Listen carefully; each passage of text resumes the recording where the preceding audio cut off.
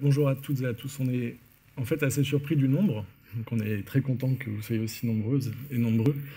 On a presque eu un doute même à se dire que vous êtes peut-être là pour vous rafraîchir, mais en fait non, vous êtes là pour nous écouter.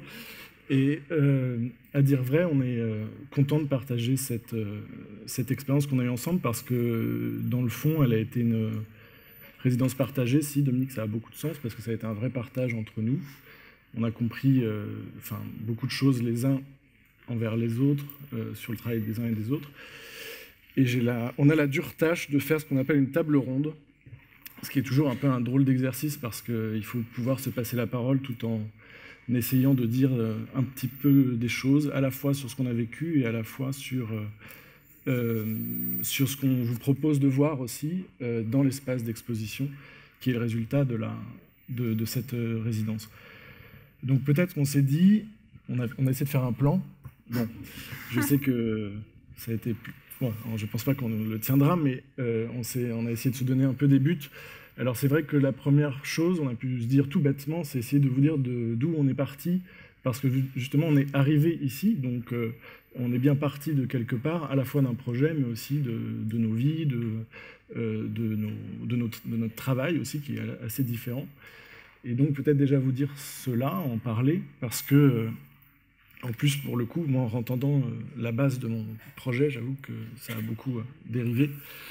Donc peut-être, Estelle, si tu veux bien, début de la table ronde, commencer à nous dire, toi, t'es partie d'où? Bonjour. Moi, je suis partie en fait, du thème Les Jardins. Ça faisait un certain temps. Que je souhaitais travailler sur les jardins et je ne savais pas trop comment parce que je dessine assez peu de jardins. Mon travail, c'est essentiellement de dessiner. Et donc, j'ai eu cette approche de rentrer dans ce thème par l'intermédiaire d'un personnage, Daniel Dix, qui a créé donc 3 jardins ici à La Grasse. Et à la base, je ne savais pas qu'il y en avait 3 à La Grasse. Je vais montrer le nom. Ouais. Ça, vous l'avez en tête. Je ne savais pas qu'il y avait 3 jardins à La Grasse. J'avais entendu parler seulement du 3e, un jardin politique qui avait été créé à l'occasion d'une mobilisation contre la construction d'un parking sur lequel vous êtes peut-être garé aujourd'hui, le parking P3, qui se trouve derrière la caserne de pompiers. Et donc, moi, je venais surtout enquêter sur ce personnage et récolter des traces, des témoignages, des archives sur Daniel.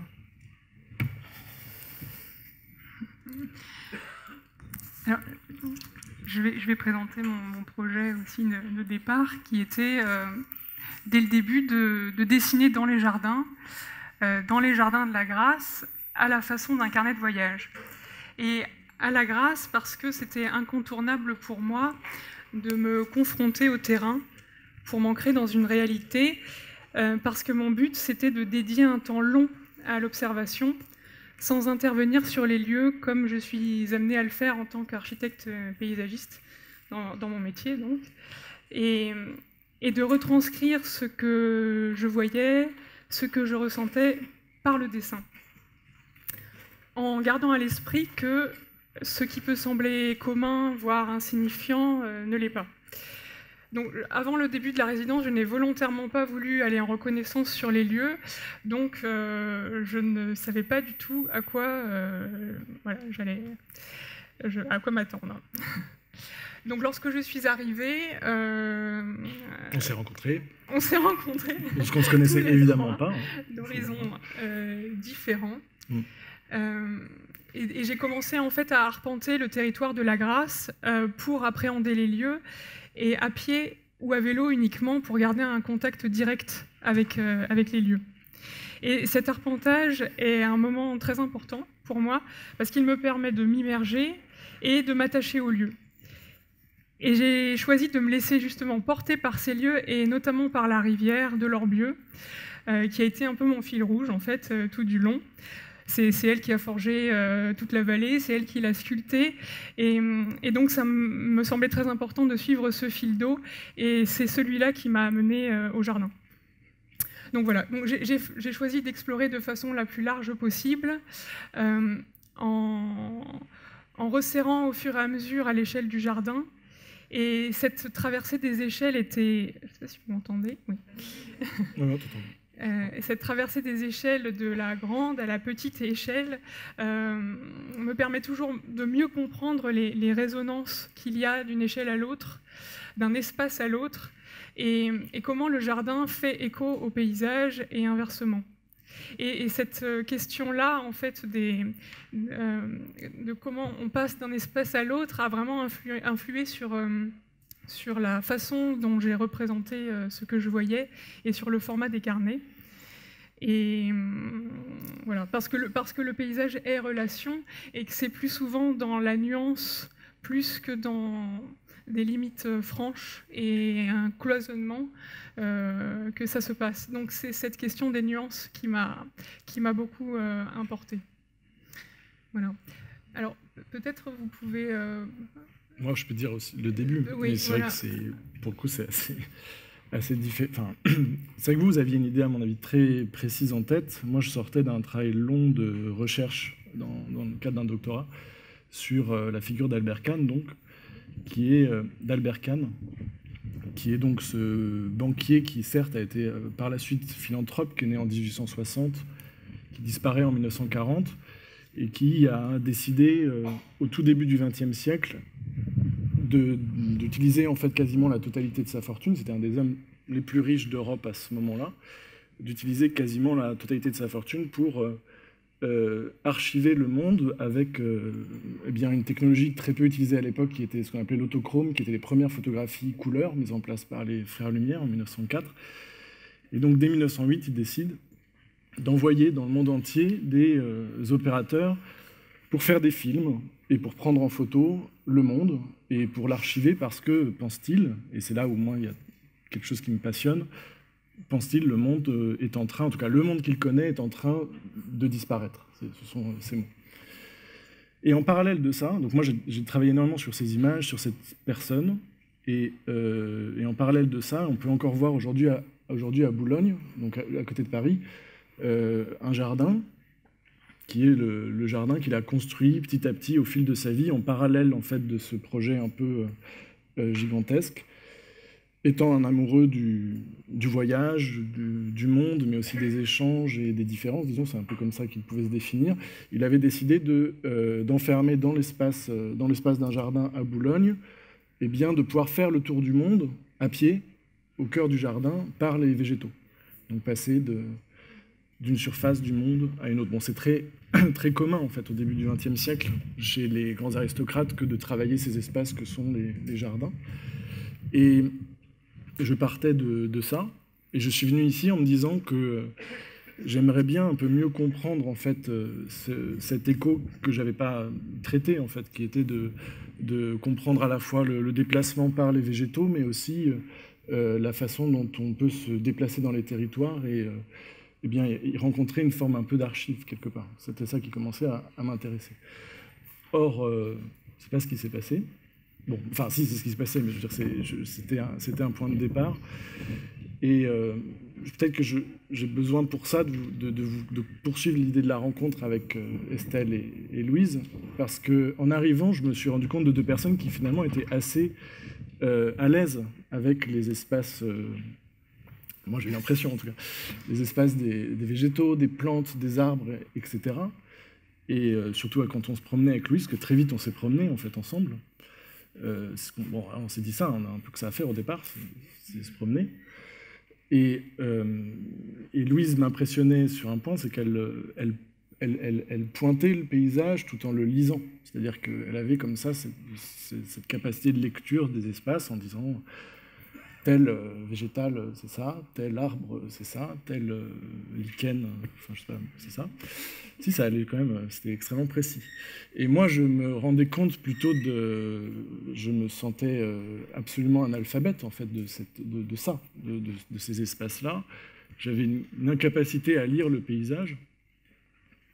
Alors je ne ferai jamais musicien, parce que de la même manière, je suis incapable de lire une partition. De la même manière, donc je n'ai pas cette connaissance-là, je ne l'ai pas.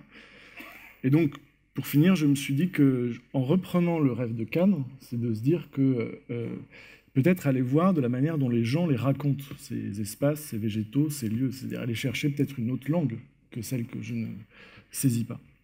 Donc voilà, le projet a commencé à évoluer vers ça, et donc on a commencé en effet à rencontrer les gens, en fait. Je fais de la narration, hein. Je travaille. Je sais pas si c'est ça ce que tu fais après. Peut-être que je te coupe dans les dents. On a commencé par rencontrer les gens, et moi j'ai commencé de manière une exploration qui était en fait très peu botanique pour un thème des jardins, puisque je commençais par enquêter sur les parkings de la ville. Donc je suis allée voir le maire, je lui ai demandé oui, il y a combien de parkings. J'avais regardé la carte sur Google Maps. C'est vrai qu'on a le droit de dire qu'au début on ne comprenait pas ce que tu faisais. C'est-à-dire qu'on allait tous dans les jardins. Oui, moi je suis allée dans les parkings. Je prenais des photos des parkings. Et donc je suis allée donc à la mairie pour demander au maire, que je remercie d'ailleurs s'il est là, je ne sais pas s'il est là. Il ne veut pas se dénoncer. Pour savoir de quand dataient les parkings, quelle était leur histoire. Et donc, c'est parti de là. Et en fait, je me rendais compte que ce que j'avais prévu de faire comme démarche de création, à savoir récolter des témoignages sur Danielle Dix, ça ne prenait pas tellement. Et par contre, j'ai trouvé assez vite des traces d'elle. Son acte de décès dans le journal municipal, où sa tombe, qui est au cimetière de l'abbaye, juste là. Et puis, c'est aussi au contact de Louise et Adrien que le projet a évolué, puisque je leur ai fait lire à peu près à la moitié du mois de résidence mon texte, et ils m'ont dit « Ah non, ça va pas ». Bon, on n'a pas été si... Bon. Si, vous avez dit « ça va ». Et du coup, j'avais prévu à l'origine de... Enfin, j'ai tout réécrit et je voulais me concentrer sur le seul jardin du parking P3. Et puis finalement, j'ai décidé quand même de conserver les deux autres jardins. Je fais du Larsen, pardon. Les deux autres jardins qui étaient... Tu n'es pas obligé de le toucher, t'en mets. Ouais, en fait, sinon, tu vois, je suis en dessous.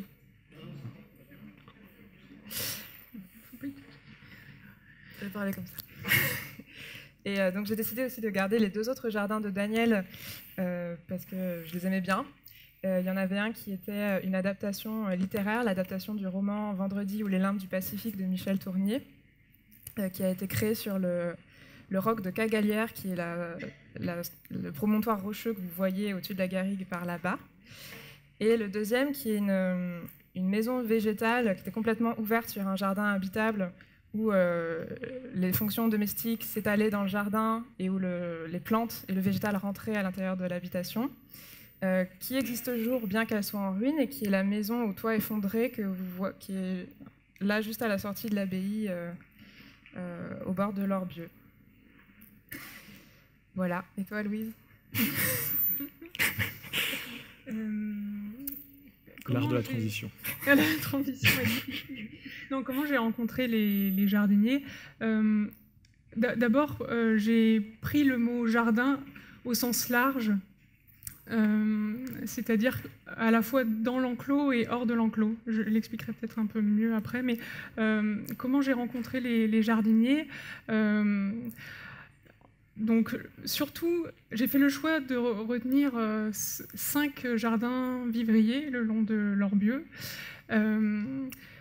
J'ai rencontré les jardiniers, alors je sais qu'Hervé est dans la salle. Donc c'est le premier jardin en fait que j'ai vu et qui a attiré mon œil parce que voilà, il a vraiment travaillé la lisière et la frange qui est très fleurie et qui donne une atmosphère déjà très, très agréable, juste sur la limite. Donc Hervé était dans son jardin et j'ai pu échanger, discuter avec lui. Donc ça a été ma première rencontre qui m'a amenée à rencontrer d'autres jardiniers, toujours le long de la rivière. Je remercie Hervé d'avoir accepté de me laisser entrer dessiner. Ce n'est pas le cas de tous les jardiniers. Voilà, donc voilà, je peux rester là-dessus sur les jardiniers. Non, mais c'est vrai que ce qui était agréable dans les premiers jours, disons, c'était il y avait un peu un travail de chat et la souris, enfin un jeu de chat et de la souris, parce que on avait commencé un peu à tous voir où se situaient les jardins, donc le long de l'Orbieu ou dans les espaces autour de la Grasse. Et c'est vrai que quand on avait un petit peu vu où on aimerait aller, il s'agissait de tomber sur le jardinier ou la jardinière. Donc Il y avait parfois quelqu'un, parfois personne, parfois il fallait aller plus tôt ou plus tard. Et c'est vrai qu'il y a... moi, ce qui commençait à m'étonner, c'est que Louise parte très longtemps, très tôt et très longtemps. Donc elle avait sa table à dessin, enfin pas une table à dessin, tu avais une... C'était une espèce de planche qui s'était fabriquée avec voilà. des bretelles pour pouvoir dessiner... pour pouvoir dessiner debout à peu près toute la journée. Donc ce qui fait que je commençais à comprendre que tu commençais à rencontrer aussi temporellement le territoire, enfin l'espace. Et dans le même temps, moi je commençais en fait un peu plutôt à discuter avec les jardiniers. Alors je sais pas, j'ai pas mes lunettes, alors je vois pas bien si Françoise, Myriam, Kim et Jacques sont là. Mais ces personnes ont commencé aussi à me faire comprendre quelque chose d'important qui était de cet ordre-là, qui était de se dire que s'il y avait quelque chose à raconter, au bout du compte, qui était possiblement racontable, alors j'étais pas encore dans l'idée sûre de faire un film installé comme vous pouvez le voir maintenant dans l'abbaye, même si l'idée était là, mais c'était pas encore le cas. En tout cas, c'était de comprendre par les discours, par les questionnements, par les questions que je pouvais leur poser, tout simplement comment eux avaient installé un récit au sein du jardin, qui était que je me rendais compte de plus en plus que passer la porte de leur jardin, c'était vraiment rentrer mais dans une intimité qui m'étonnait en fait.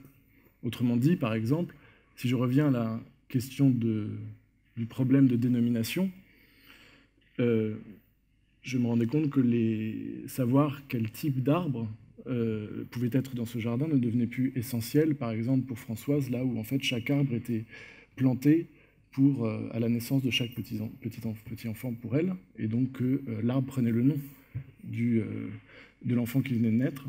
Et donc il y avait comme ça une mise bien sûr en narration intime, mais aussi une façon comme ça de cartographier le temps, la mémoire en fait familiale, et évidemment commencer surtout dans un espace comme ici, eh bien ces rapports à la succession. Donc c'est là où ça a commencé à m'intéresser, c'est-à-dire pourquoi on a ce jardin, est-ce qu'on l'a de son père, de son grand-père, depuis combien d'années on l'a, et comment dans ces végétaux que l'on cultive tous les jours ou que l'on soigne tous les jours, se passe cette façon un peu de cultiver. Je commençais à penser à ça, à cultiver les archives, ses propres archives familiales. Et ça, c'est vraiment la rencontre avec le discours, c'est-à-dire la mise en narration des jardinières et des jardiniers qui a commencé à faire mûrir cette idée. Et donc, je me suis dit qu'il fallait bien capter maintenant et filmer tout ça. Et tu peux peut-être dire comment tu as choisi les 4 jardins et les jardiniers ? En fait, tu as rencontré en première Kim, qui est un jardin... j'ai du mal avec l'espace. Il est là, juste là. Voilà, qui a un petit jardin en triangle long là-bas. Quand on commence à marcher vers le long de l'Orbieu, Kim Huac, que vous connaissez sans doute pour les Lagraciens, qui travaille pour la mairie, et qui est d'origine khmer, enfin cambodgienne. Moi, j'avais travaillé sur un film longtemps au Cambodge, et donc, le voyant ici et voulant un petit peu mieux comprendre ce qu'il faisait là, entre guillemets, on a commencé à avoir un échange, et surtout, on est allé un matin avec toi, parce que tu voulais dessiner aussi l'espace, et je me suis surtout rendu compte de quelque chose qui était que, il nous pointait tout de suite les plantes qu'il y avait dans son jardin, et c'était quasiment que des plantes pour le soin, enfin pour soigner, disait-il. Enfin, il a commencé vraiment à pointer cette idée que ce qu'il faisait pousser, c'était bon pour le ventre, c'est bon pour le cancer, c'est bon pour etc. Et surtout, on a très vite compris qu'il y avait une histoire assez dure derrière sa présence ici à la Grâce.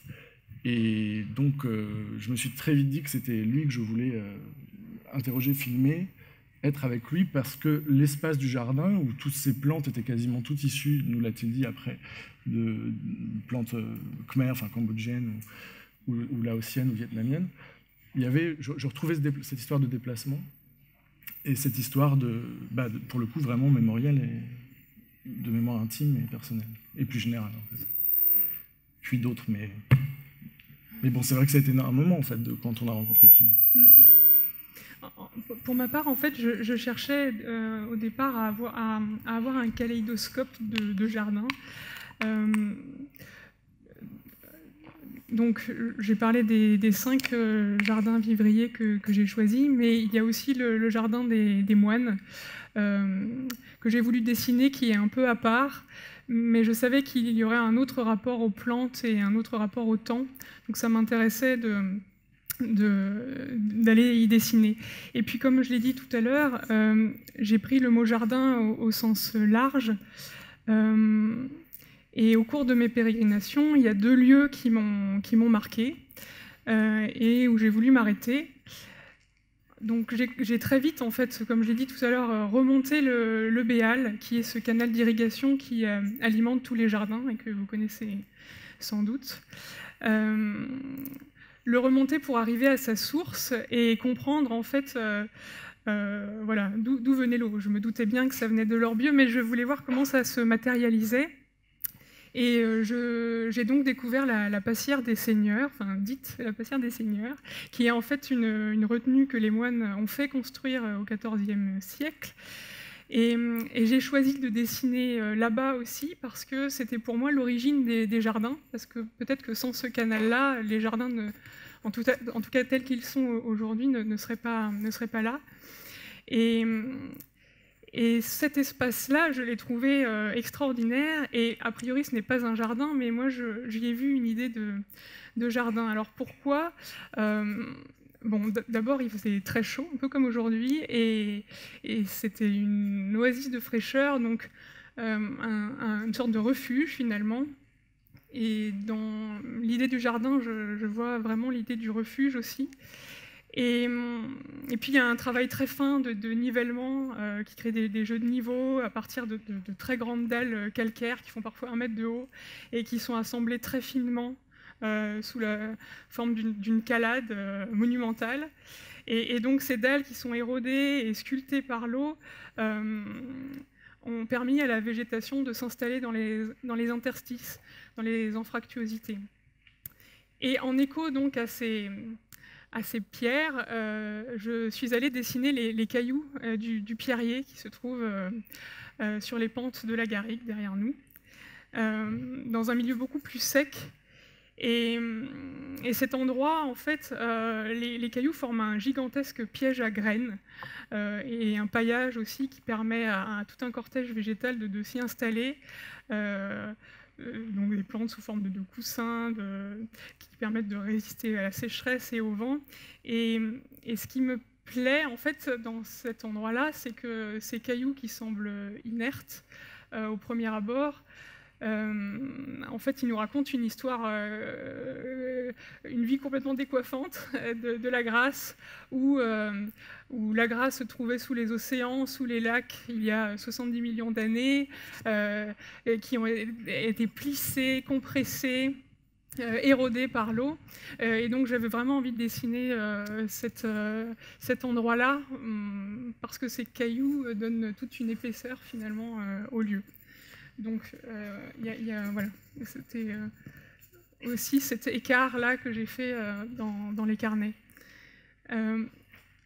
Peut-être qu'on peut parler de pourquoi on a choisi nos supports. Pourquoi toi, le film, toi, la photo, l'écriture, le dessin. Oui, alors, en fait, Daniel, les traces, les jardins de Daniel Dix sont disparus aujourd'hui. Et du coup, pour en rendre compte, j'ai décidé de rassembler des documents de différents supports, donc de la photographie, du dessin, donc les dessins originaux de Daniel, qui sont au trait, en noir et blanc, comme ça, et également des textes, des manuscrits de l'artiste et des coupures de presse de l'Indépendant qui racontent la vie des jardins et en particulier du jardin politique. Et comme on n'était pas sûr de pouvoir faire une exposition en raison des circonstances sanitaires, j'avais décidé finalement de tout rassembler dans un livre qui se présenterait comme le catalogue de cette exposition éventuelle. Et donc c'est pour ça que le projet prend la forme d'un livre final. Mais peut-être que tu peux aussi maintenant nous dire un peu les grandes lignes de la vie de Daniel Dix que tu as découverte. Non, mais je veux dire, ce que tu sais. Parce que oui. Alors Daniel, en fait, a résidé 3 fois dans sa vie à La Grasse. Elle en est originaire, elle est née à Carcassonne. Et donc, en fait, elle avait commencé par faire des études de philosophie et une thèse sur ce qu'on appelle les cosmogonies du savoir, donc c'est-à-dire comment est-ce qu'on représente les cheminements de pensée par des dessins, des cartes, de la spatialisation graphique. Donc ça, c'était un des grands projets d'un personnage qui s'appelle Abby Warburg, et qu'elle a été une des premières à étudier dans la langue, puisqu'il n'était pas encore traduit de l'allemand à cette époque. Et donc elle s'est intéressée très tôt, parce qu'elle menait en parallèle un cursus aux arts décoratifs, à l'École nationale supérieure des arts décoratifs, à la fois sur toute cette question de comment scénographier la pensée, un discours narratif, et puis petit à petit, c'est par là qu'elle en est venue à faire des adaptations de romans. Et donc après, elle a eu une crise, une crise en fait, suite au succès de son premier jardin, parce qu'en fait, elle ne se considérait pas comme paysagiste, un peu pour les raisons que Adrien citait au début de notre intervention, c'est-à-dire qu'elle aussi, c'était une analphabète du paysage. Et donc, elle décide, pour se créer aussi une sensibilité émotionnelle à la nature, de camper pendant 2 ans dans la garrigue, au-dessus de la Grasse. Et cette expérience est complètement un échec, puisqu'elle ne ressent rien au contact du sol, des arbres, des insectes. Elle trouve ça insupportable. Et c'est un peu plus tard, en habitant dans cette maison qui est juste de l'autre côté du mur, et en construisant petit à petit ce jardin habitable, qu'elle finit par trouver dans le jardin un moyen pour l'homme de cohabiter avec la nature, un moyen de mettre la nature à l'échelle de l'homme et l'homme à l'échelle de la nature, donc une sorte de double adaptation comme ça. Et puis après, elle repart à Paris parce elle devient enseignante. Et à Paris, en fait, elle se retrouve chassée de son HLM, car le métro arrive dans sa ville. Et donc tous les terrains prennent de la valeur, et les HLM vont être rasés pour que d'autres immeubles avec plus de valeur immobilière soient construits. Et donc là, elle a une sorte de choc, et elle qui ne s'intéressait pas à la politique depuis le début, se met à s'y intéresser, s'intéresse à la sociologie, et se met à écrire sur ce qu'elle appelle les placés, c'est-à-dire, en fait, elle va finir par voir dans le fait de ne pas avoir de rapport à une terre, de ne pas avoir d'habitation, et surtout qu'on ne reconnaisse pas à quelqu'un d'attachement à un territoire, une des essences, un des facteurs de pauvreté.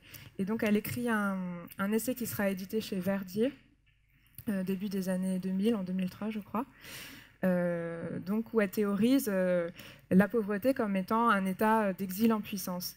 Et dans la foulée de ces recherches-là, elle retourne à La Grasse, et c'est là que, à l'occasion de cette mobilisation qui s'était mise en place contre le bétonnage du parking P3, elle va mettre en place sa théorie sur le jardin comme un moyen de lutter par et pour des territoires, pour que les gens s'emparent des territoires sur lesquels ils veulent rester et qu'ils veulent habiter.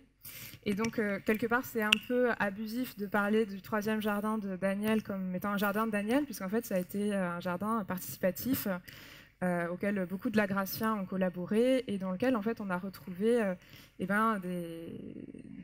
peu la patte paysagère de différents habitants de La Grasse. Voilà, et donc la mobilisation a échoué, et Daniel a fini par mourir sur ce terrain-là même qu'elle défendait, et qui aujourd'hui est de nouveau un parking. Donc voilà pour l'histoire de Daniel. Les médiums que tu as choisis. J'ai dit... Oui. Oui. moi, je peux enchaîner. Vas-y, Louise. Moi, sinon, moi, je te parle. Vas-y, ouais. Vas-y. Alors, ce que j'ai choisi de dessiner, c'était le plus souvent de façon intuitive, mais donc d'abord la façon dont sont organisés les jardins et qui traduit une atmosphère, une ambiance particulière à chaque fois. Pour ce qui concerne les jardins vivriers, ils ont une morphologie assez similaire, des tailles de parcelles assez similaires, mais en fait, ils sont complètement différents. Ça paraît évident peut-être de le dire, mais ce qui m'intéressait aussi de voir, c'était ce qui est visible de l'extérieur. Il y a des jardins où on pouvait voir beaucoup. Et comme je l'ai dit tout à l'heure, parfois la lisière, la frange était très travaillée, très soignée. Ce qui est vu de l'extérieur était très travaillé. Et à l'inverse, d'autres jardins complètement occultés, invisibles, avec une part de mystère derrière, qui m'a poussée à choisir certains des jardins aussi comme ça, savoir ce qui se passait à l'intérieur. C'est le cas d'ailleurs du jardin de Kim, où il y avait seulement quelques plantes, des chayotes et les bananiers qui émergeaient et qui contrastaient un peu avec la végétation qu'on peut trouver ici. Donc, cette façon dont sont organisés les jardins, où certaines plantes sont mises en avant, notamment, alors tu en avais parlé, Adrien, dans un but utilitaire pour se soigner, ou pour soigner le jardin aussi, ou dans un but esthétique. Et puis, l'organisation des jardins liés aux pratiques jardinières aussi, notamment à des associations de plantes dans un des jardins qu'expérimente le jardinier, qui sont plus ou moins fructueuses, mais qui donnent du coup une atmosphère aussi bien particulière au jardin. Et puis, en plus de la manière d'habiter le jardin par le jardinier, je voulais aussi essayer de retranscrire la cohabitation de ce jardinier avec les autres formes de vie du jardin, finalement. Donc évidemment les plantes, auxquelles j'ai accordé beaucoup d'importance, non seulement celles qui ont été plantées, semées, donc choisies par le jardinier, mais celles aussi qui sont venues toutes seules, qui se sont invitées toutes seules, au gré du vent. Et les insectes, les animaux que je pouvais croiser ou dont je pouvais avoir la trace. Et puis ce que j'ai choisi aussi de dessiner, c'est ce qui pouvait caractériser la saison bien particulière où on était. C'était donc en septembre, cette fin d'été, la préparation de l'automne, les dernières floraisons dont tu me parlais, Hervé. Ryoko Sekiguchi en parle très bien dans son livre Nagori, qui est ce terme japonais qui désigne la saison qui vient de nous quitter. Donc il y a vraiment de ça dans la période où on y était. Voilà. Et donc je voulais vraiment utiliser le dessin, parce que pour moi c'est une façon de m'immerger dans le lieu. Et en fait, j'apprends à voir par le dessin. C'est vraiment ça, c'est ce qui me permet de voir et de garder une trace aussi. Donc là, ça rejoint peut-être aussi ton travail, parce que finalement, le carnet, le résultat de mon travail est peut-être une forme d'archive sur un temps très précis des quelques jardins que j'ai pu dessiner. Mais moi, je me souviens qu'on avait parlé un soir du temps, justement, parce que à un moment donné, tu me disais, par exemple, que tu avais l'impression que tu retournais d'un jour sur l'autre au même endroit, même axe, même position, et tu avais déjà vu croître différemment le végétal sur une nuit, etc. Donc tu avais une telle approche, en fait, une telle attente sur le contour, le tracé, des mouvements de la fleur, etc. Enfin, une attente, en fait, une attention qui te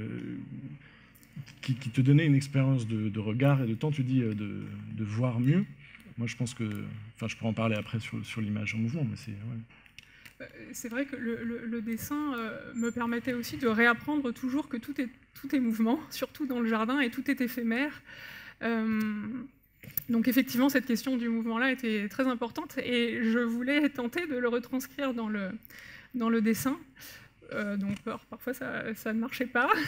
Donc il y a un corps à corps qui peut se mener avec le dessin pour essayer d'essayer de ramener du mouvement dedans.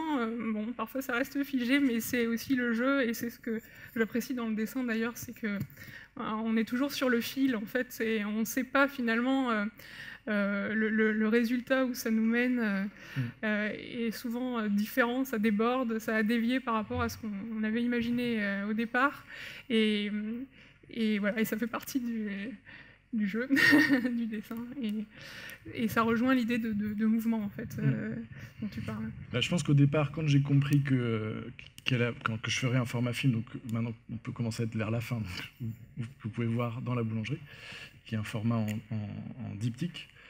J'ai compris 3 choses. La première, je pense, c'était que lorsque j'entrais, quand j'avais à peu près rencontré les personnes qui m'avaient touché, tout simplement, j'ai compris qu'il y avait toujours 3 temps. Le premier temps, c'est au moment où on entre dans le jardin, on farfouille, il y a toujours un petit truc à faire avant de s'asseoir vraiment pour parler, parce que l'idée à chaque fois était de s'arrêter et de discuter avec la personne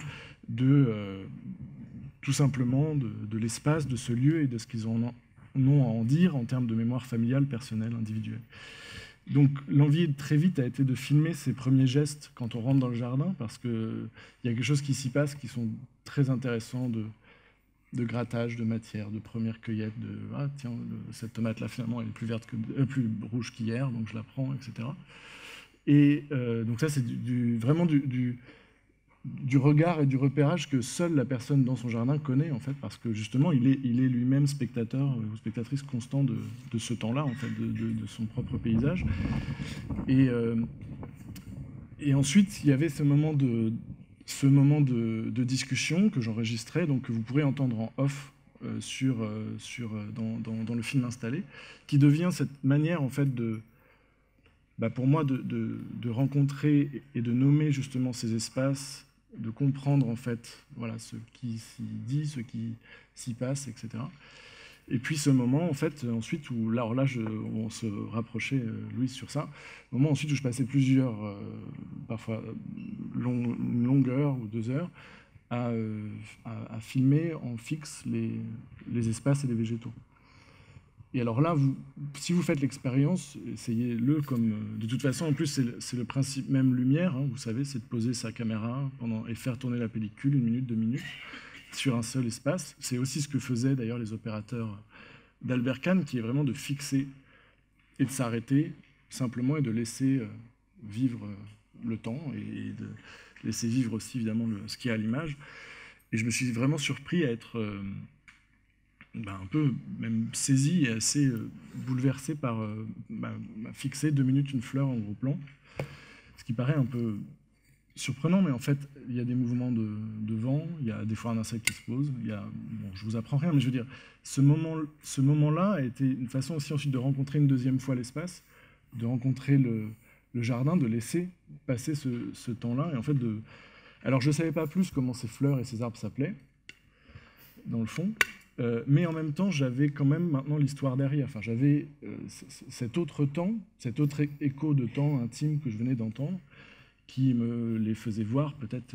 en tout cas, moi, ça me satisfaisait, enfin, ça me plaisait, cette façon de rentrer dans cet écho narratif et vis-à-vis du paysage.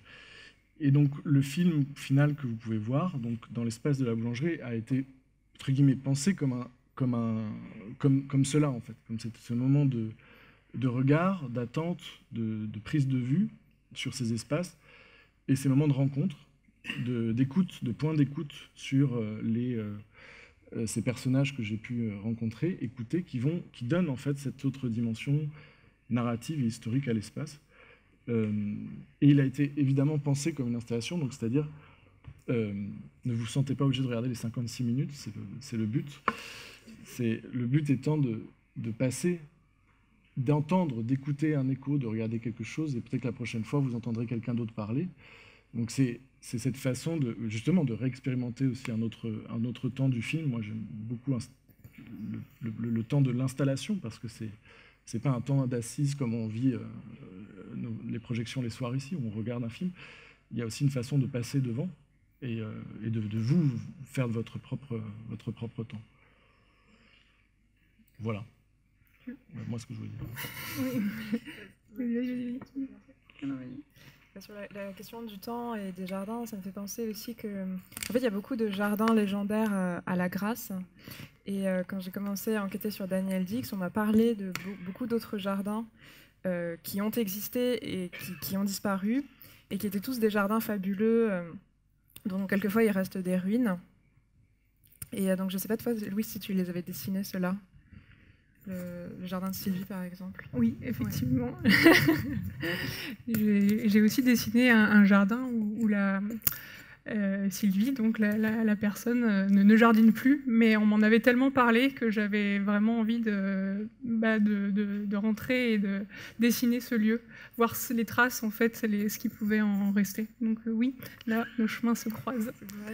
Là, il faut dire en fait qu'à la Grasse, les jardins ont une certaine fragilité. En fait, les Lagrassiens possèdent des jardins qui ne sont pas devant leur maison, mais qui sont alignés le long de leur bieux, donc à peu près tout là, et puis jusqu'à la retenue d'eau des moines dont tu parlais un peu plus tôt, Louise. Et en fait, leur bieux souvent entre en crue, et les jardins sont régulièrement ravagés. Et donc en fait, la pratique du jardin ici est une pratique d'autant plus éphémère que les jardins peuvent être détruits tous les ans. Ça revient d'ailleurs beaucoup dans les discussions. Ça revient très souvent dans les discussions. Cette peur de la destruction, justement, la disparition. Ouais. Voilà, et donc peut-être que ça rejoint aussi ton travail sur le végétal comme archive, puisque en fait, quelque part ça fait partie de la vie du jardin, le fait qu'il est sans arrêt en train de recommencer et d'être reconstruit. Je cherche une transition que je ne trouve pas. Mais ça dépend où on en est dans le plan, Louise. Non, on a dit le temps, c'était pas mal. On a fait le temps. non, peut-être que je peux... Et concernant le temps, je sais pas. Les moins 5. 4 minutes. Alors dans ces cas-là, tu peux peut-être parler de la fiction. Non, je voulais juste faire... par rapport au... Toi, tu as filmé, toi, tu as dessiné. C'est vrai que le dessin, il y a quelque chose de l'ordre du geste qui me semblait important aussi... parce que c'est par le geste en fait qu'on s'immerge et le dessin c'est du temps aussi, donc c'est une façon de s'immerger aussi complètement.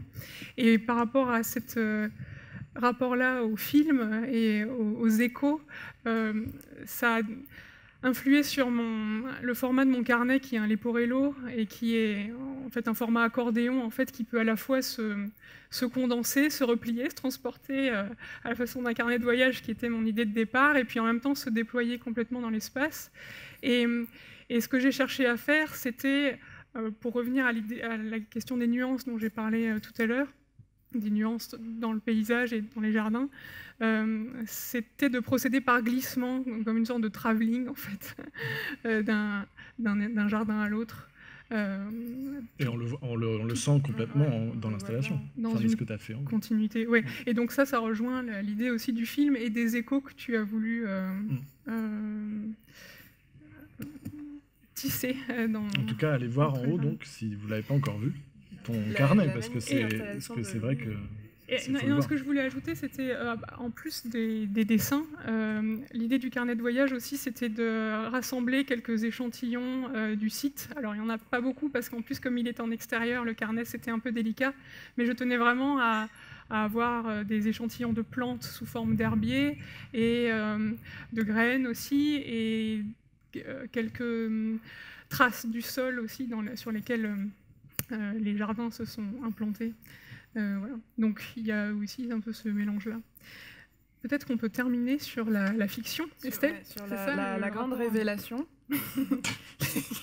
Oui, c'est qu'en fait Daniel Dix n'existe pas. C'est un personnage imaginaire qui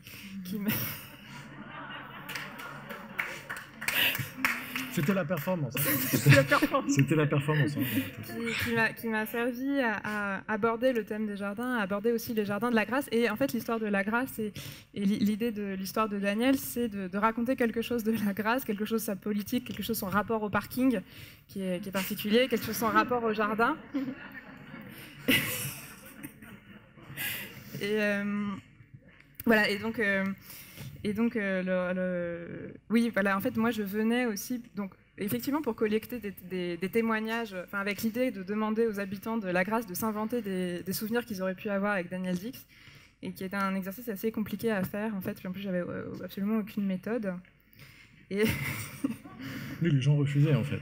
Oui, c'est pas facile, en fait, d'inventer ça, mais j'ai quand même réussi à récupérer quelques éléments, et en allant voir les jardins qui existent, en m'inspirant aussi de l'histoire de ces jardins disparus, en consultant beaucoup Louise, qui m'a dit mais tu peux pas mettre un cèdre et un araucaria dans le même terrain, c'est déjà beaucoup trop gros, le terrain est trop petit.